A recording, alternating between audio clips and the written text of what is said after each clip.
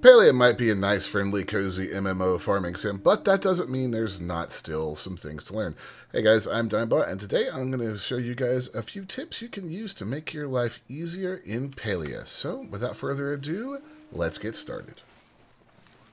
One of our first tips is one that I really wish I'd known when I started the game. See, in addition to farming and crafting, Palia is also about getting to know the villagers, doing quests for them, and giving them gifts.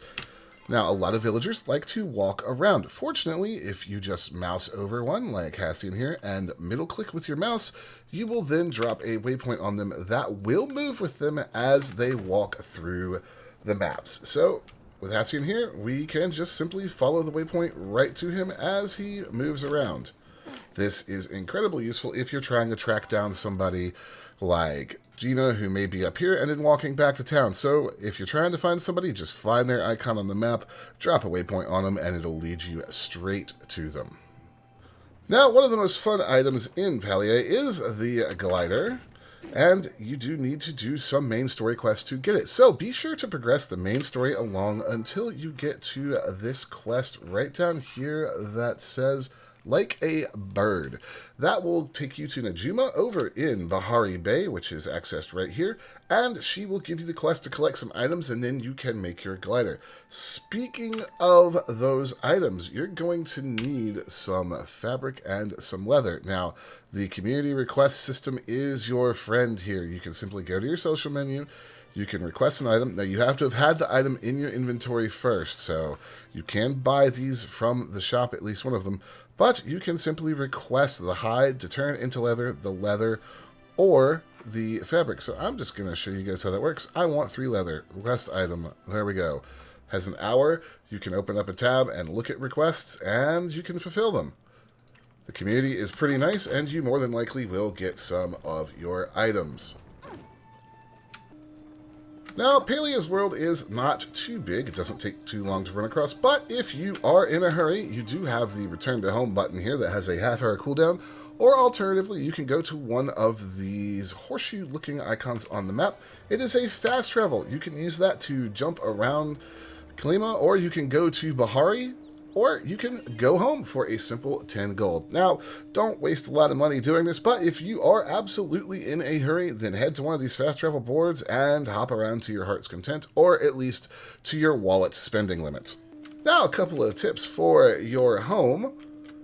You do have storage. In fact, you'll see that I have put storage back here. Now, you can have up to 3,200 slots right now. That is 8 chests. Don't build more than 8 chests because you simply won't be able to use them.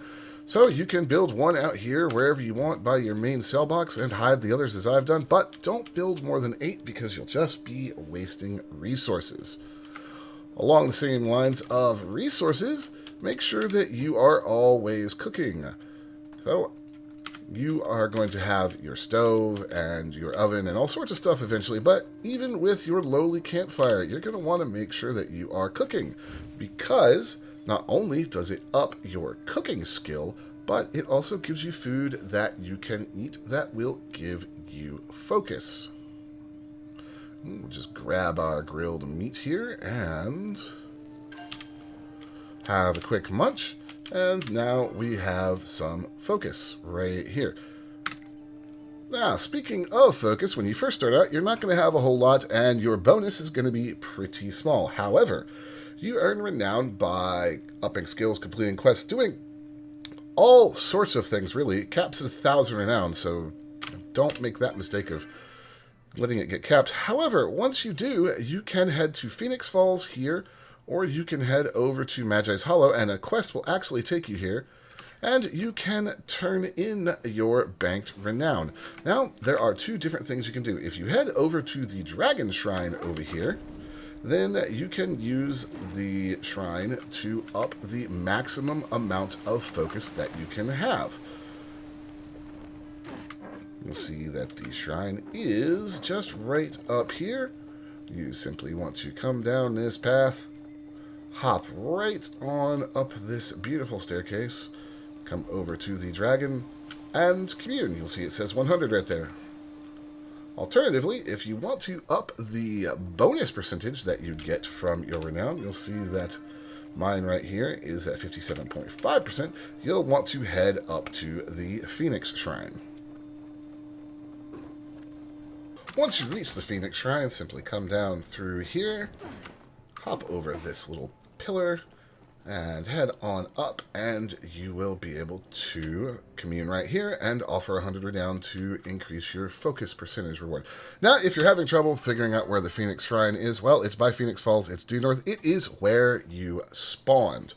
So just head north. You really can't miss it. Now, this next one serves as a great tip, whether you're starting out or whether you're trying to level up hunting or whether you're just trying to get some meat to make some recipes. Head on over to the Whispering Banks down here to do some hunting. There is a near endless supply of Cernuks. Those are the deer creatures down here, and you'll get hide, antlers, and meat from them, not always at the same time, but they do sell for a fantastic amount. Now, first going, it'll be a little tough to kill them in one shot, but once you get a better bow, you can use the normal arrows, and you should be able to drop them pretty easily. And you will be able to just keep on going and pick up all the loot that they drop. Like I said, it sells for a pretty decent amount early game and can give you a boost that you might need to buy some recipes or some crafters. Now, you can hunt in other places, but I do suggest if you're just going after deer, hit up Whispering Banks. They'll just keep on spawning. This next tip involves giving gifts. Now, as I said earlier, a lot of the game revolves around your relationship with the villagers and giving them different gifts. However, you can only give them a gift once a day. Now, that means once a real world day. Reth here wants some yellow perch. So if I had the yellow perch, I could go ahead and give that to him. However, if I give him something else random, like a Cernuk horn, he'll probably take it. But then, if I catch a yellow perch, I can't give it to him today. I'll have to wait till tomorrow.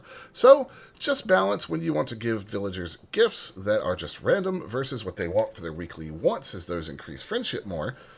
And remember, it can only be done once every 24 hours. Now, this next one is more of a general tip, but I kind of liken it to Skyrim. If you've ever played Skyrim, you'll know that doing just about everything raises some type of skill. Palia is not so different. Whenever you're running around, always be fishing, mining, hunting bugs. Everything you do is going to make those little bars go up, which is going to allow you to level up your skills and get better recipes.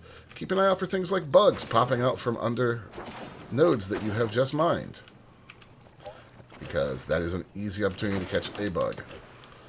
And you'll see that sooner rather than later, all of your skills are going to start ramping up. So always be doing something when you're running around, unless you have a very serious errand in mind. You won't regret it when you get to a point where you don't have to catch up one skill that's fallen super far behind. And finally, we have one tip for the aspiring farmers out there. You can buy seeds at the market or from Badru. In fact, you will need to buy seeds to get started. However, once you get your gardening up to level 2, you probably want to go ahead and save up the 500 gold and then see about getting your hands on 10 plant fiber, 6 ceramics, which come from smelting clay, 2 copper bars, and 16 sapwood, because then you can make the seed maker. And this thing takes crops and turns them into seeds. Now, it does have its drawbacks. It takes a little bit of time. You can see here that it takes an hour and 24 minutes to turn 1 potato into 4 seeds. However, once you have things going, you'll see that I'm making onion seeds, and I'm making tomato seeds, as well as cotton and carrots. This will allow you to never have to buy seeds again if you don't want to, and just make your farm a little bit more self-sustaining. This can be a great way to help you actually make some decent money.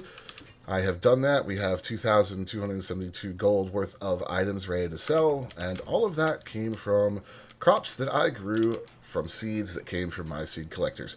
This is a great way to actually be self-sustaining, like I said. And that's going to do it, guys. If you found the video helpful or useful, hey, like, subscribe. If you have some suggestions for other videos you'd like to see me do around Palia, leave them in the comments below. And if you're here until the end, well, watch time is key on YouTube. So thank you very much. My name is Daibot, and I'll see you guys next time.